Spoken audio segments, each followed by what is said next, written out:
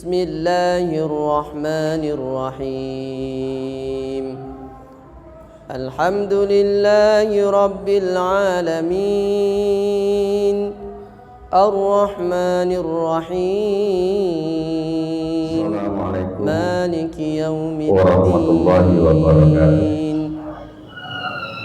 Alhamdulillahirabbil alamin allazi arsala rasulahu bil huda wa dinil haqqi wa ala dini kullihi wa kafa billahi shahida.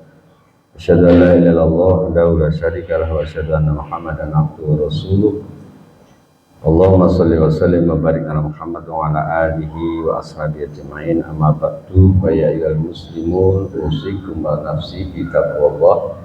Waqad fasal takun kama qala Allah ta'ala fi kitabil karim ya ayyuhalladzina amanu taqullaha haqqa tuqatih wa la tamutunna illa wa antum muslimun. Shadaqallahul azim alaya.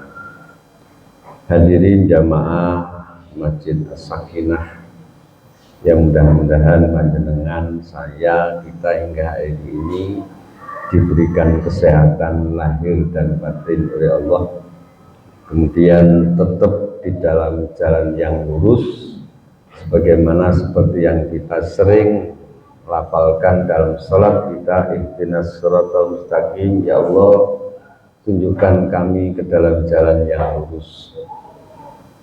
Shiratal ladzina an'amta alaihim, yaitu jalan yang telah Engkau berikan nikmat kepada mereka, bukan jalannya orang-orang yang tersesat dan bukan pula jalannya orang-orang yang Engkau murkai, bukan pula jalannya orang yang tersesat. Nah, dari apa yang kita minta ini sebenarnya Allah sudah berikan. Jadi Allah tunjuk kita sebagai seorang muslim yang kemudian dinyatakan dalam surat Al-Baqarah ayat 30, ini ja'ilun fil ardi khalifah. Jadi mungkin seperti yang pernah saya sampaikan, ada yang mengatakan bahwa orang yang kafir itu adalah takdir, orang yang baik itu takdir, orang yang buruk itu takdir. Bagi saya, kalau kita melihat ayat Al-Quran itu adalah baik dan buruk, orang itu jahat atau tidak, itu bukan bagian, misalnya bukan takdir, meskipun secara tauhid semuanya adalah qadarullah. Tapi bukankah Allah menyatakan innallaha la yughayyiru ma biqaumin hatta yughayyiru ma bi anfusihim. Allah tidak akan mengubah nasib satu kaum kecuali kaum itu mengubahnya. Artinya apa? Bahwa Allah sudah memberikan manusia itu sesuatu yang sangat penting, dan ini diangkatnya manusia dari makhluk yang lain. Laqad khalaqnal insana fi ahsani taqwim. Persoalannya kemudian manusia akan summa radadnahu asfala safilin, ia akan jatuh ke tempat yang lebih rendah.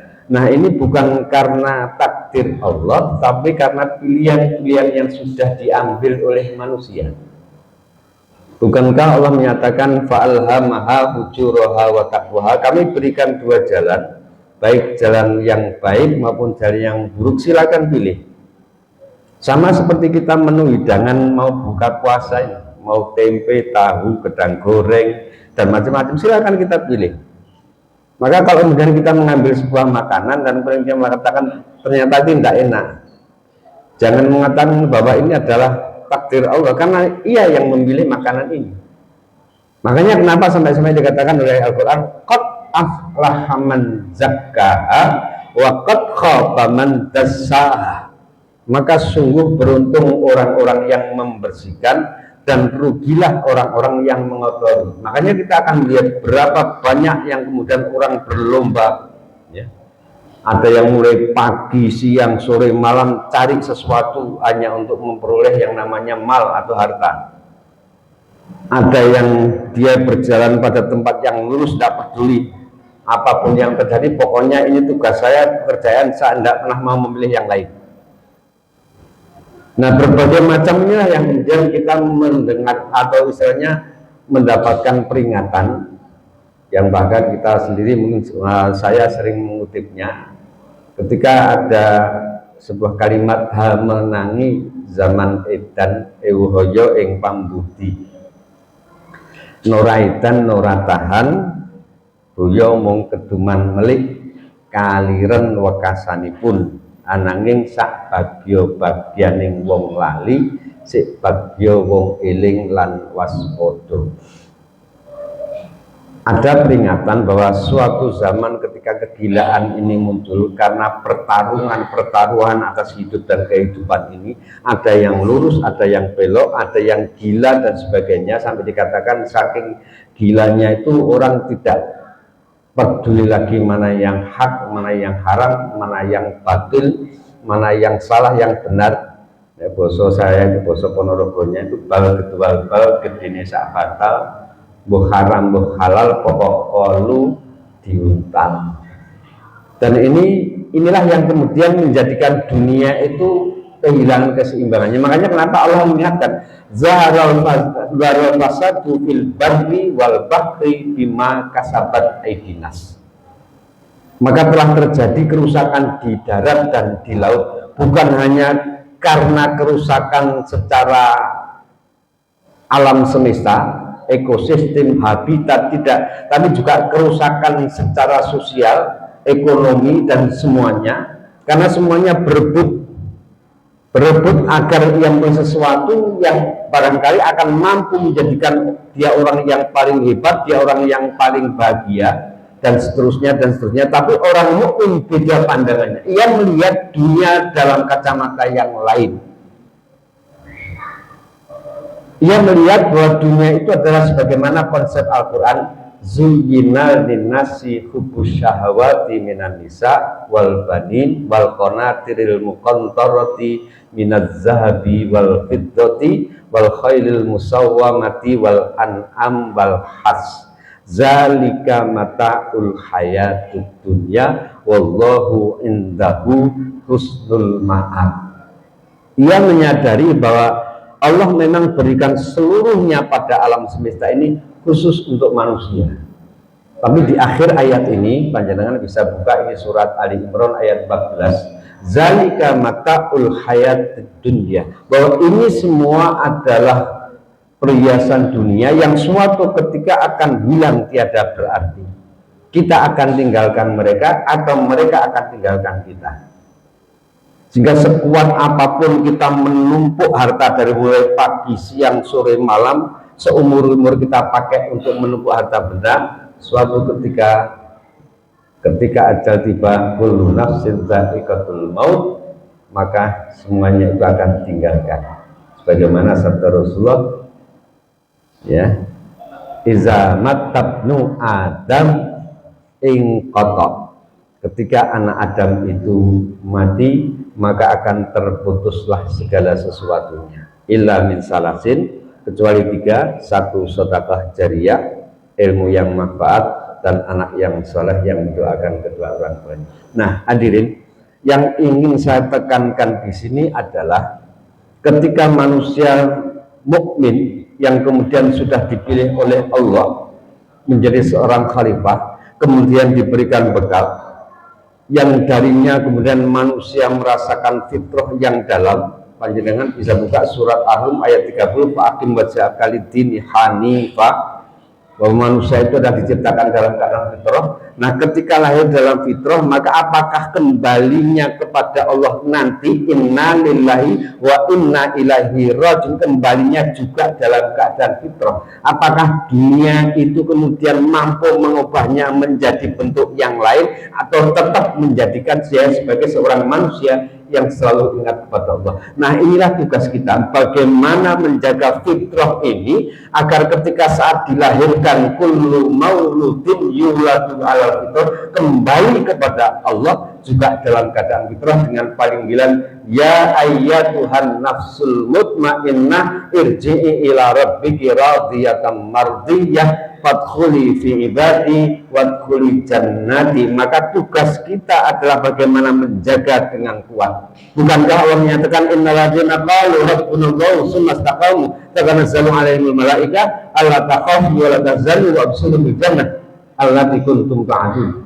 Orang yang mengatakan Tuhan kami itu adalah Allah dan kemudian ia lurus. Makanya ketika zaman edan ada sebagian yang tidak sanggup menghadapi ujian, ia belok. Masa kecil sangat rajin ke masjid, ketika sukses ia lupa, atau sebaliknya. Maka disinilah kita perlu berhati. Bagaimana cara kita menjaganya? Yang pertama, saya mengutipkan dari apa yang telah ditawarkan kepada sahabat Rasulullah Ali bin Abi Thalib.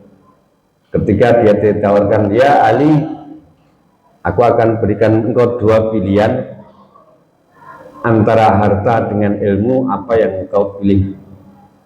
Maka Ali mengatakan, saya akan memilih ilmu. Kenapa? Kalau saya memilih harta, maka saya ketika harta itu saya berikan, maka harta itu akan habis. Dan ketika harta saya semakin banyak, maka saya yang harus menjaga harta itu. Tetapi ketika saya memilih ilmu, maka ketika saya berikan, makin kuat ilmu saya, makin bertambah pendalaman dan pemahaman saya. Kalau Bapak Ibu lagi sedang ngaji, kemudian datang ke seorang ustadz, minta tolong diajari untuk bacaan tentang Al-Fatihah. Tidak mungkin kita mengatakan, punten, kemarin sudah habis saya ajarkan. Tidak. Makin dalam, makin diulang, makin kuat. Yang kedua, dengan pengetahuan, dengan ilmu, maka kita akan dilindungi dan terlindungi dari kebodohan. Jenengan tahu ilmunya, maka jenengan atau saya atau kita semua akan bisa melaksanakan sesuai dengan pengetahuan. Salah satu contoh, tadi muadzin adzan dengan peralatan. Suatu ketika adzan mati, dicek lagi, perkiraannya rusak dan sebagainya, sampai kemudian dibuka, abrik mesinnya, sampai kemudian rusak sekalian. Padahal perkaranya sederhana, tombol on off-nya belum dipetek. Itu karena masalah pengetahuan. Bahkan Allah sendiri menyatakan, yarfa'illahul ladzina amanu minkum walladzina utul kitab walladzina utul ilma darajah. Allah akan angkat derajat orang yang beriman dan beriman. Jadi yang pertama, cara kita menjaga agar kita mampu tetap istiqamah adalah dengan pengetahuan, dan sumber pengetahuan yang tidak pernah ada habisnya adalah Al-Quranul Karim. Makanya kenapa salah satu cara agar kita bisa dijaga dan menjaga dengan mempelajari ilmu di dalam Al-Quran. Karena Al-Quran sendiri pun menantang setiap manusia. Ya maksyarul jinni wal insi in istata'tum, ya, antang kudu min aqwaris samawati wal ard fangkudu la tangkudu ila bisultan. Wahai jin dan manusia, silakan menembus langit dan bumi, dan kamu tidak akan pernah bisa menembus kecuali dengan sultan. Sebagian mufasir mengatakan bahwa sultan itu adalah kekuatan, kekuasaan, dan kekuasaan yang paling baik itu adalah kekuasaan dari pengetahuan. Kita bisa melihat gara-gara pengetahuan semuanya berubah. Ini satu. Yang kedua, al-ilmu bila amalin kasajari bila samarin. Panjenengan bisa buka surat-surat yang berhubungan dengan masalah iman, itu nanti akan berhubungan dengan amal saleh. Wa asri innal insana lafi khusr, manusia itu akan rugi semuanya. Illal ladzina amanu wa amilus shalihat. Surat At-Tin, laqad khalaqnal insana fi ahsani taqwim, tsumma radadnahu asfala sabilin. Orang itu manusia itu akan turun derajatnya, illal ladzina amanu wa amilus shalihat, kembali kepada amal saleh. Bahkan surat yang sangat menakjubkan kedalaman maknanya di surat Fussilat, wa man ahsanu qawlan mimman da'a ilallahi wa amila shalihan wa qala innani minal muslimin. Siapakah yang lebih baik ketika itu orang menyeru hanya kepada Allah, tidak cukup sekedar menyeru, ya. Wa man ahsanu qawlan mimman da'a ilallah, bukan sekedar menyeru, wa amila shalihan, dan ia sempurnakan ilmu itu dengan amal yang saleh. Makanya kenapa kalimat al-ilmu bila amalin kasajari bila samarin. Ilmu tanpa amal sama dengan pohon tanpa buah, seperti orang Jawa mengatakan, ngilmu iku kelakone kanthi laku. ilmu itu terlaksananya hanya dengan bukti yang nyata. Ini cara kedua. Cara ketiga, wa ma umiru illa liya'budullaha mukhlishina lahuddina hunafa wa yuqimus salata wa yutuz zakata wa zalika dinul qayyimah. Dalam bahasa kita khalas, bersih, entek-entekan. Artinya habis, maksudnya dari kata khalas itu habis, artinya mukhlis, artinya apa? Berharap hanya kepada Allah. Baik apakah saya melaksanakan ini dipuji atau orang, tidak peduli, yang penting saya hanya mengharapkan ini hanya karena Allah. Sehingga tidak peduli apakah nanti dicela atau dicemooh, yang penting bismillahirrahmanirrahim, saya mencoba untuk memberikan yang terbaik sekecil apapun, mukhlis karena Allah. Dan disinilah Quran nyatakan zalikat dinul qayyim, itu adalah agama yang lurus. Dan yang terakhir, kita bisa buka surat At-Taubah pada kalimat yang akhir, fa in tawallau faqul hasbiyallahu la ilaha illa wa alaihi tawakkaltu wa huwa rabbul arsyil azim. Kepasrahan dan totalitas ketawakalan kepada Allah, sebagaimana doa Nabi Ibrahim, Rabbana taqabbal minna innaka antas samiul alim. Ya Allah, hanya ini yang bisa saya sampaikan kepada Engkau ya Allah, meskipun sedikit, meskipun kecil, maka terimalah ya Allah, karena ini adalah ketulusan kami untuk membangun ini. Nah, mudah-mudahan dengan yang pertama kita mencoba untuk selalu meningkatkan pengetahuan, makanya tidak pernah ada kata berhenti mencari pengetahuan seumur berapapun kita. Yang kedua, kita mencoba melaksanakan amal soleh apapun, yang penting fastabiqul khairat. Dan yang ketiga, kita mencoba membersihkan dari yang lain kecuali hanya berharap pada Allah. Dan yang terakhir, bagaimana kita semuanya hanya bertawakal pada Allah, berharap ini yang menjadikan kita bisa istiqomah di jalan Allah. Sehingga berharap saat kita bisa istiqomah menjelang akhir hayat, kita mampu melafazkan kalimat la ilaha illallah, yang kemudian sebagaimana janji Allah, barang siapa yang di akhir hayatnya mampu mengatakan la ilaha illallah dakhalal jannah, maka ia berhak masuk surga. Nah, ini Bapak Ibu yang bisa saya sampaikan. Ada kurang lebih mohon maaf. Mudah-mudahan kita mampu menjadi orang yang istiqomah di jalan Allah. Aku qouli hadza wa astaghfirullah li wa lakum. Wassalamualaikum warahmatullahi wabarakatuh.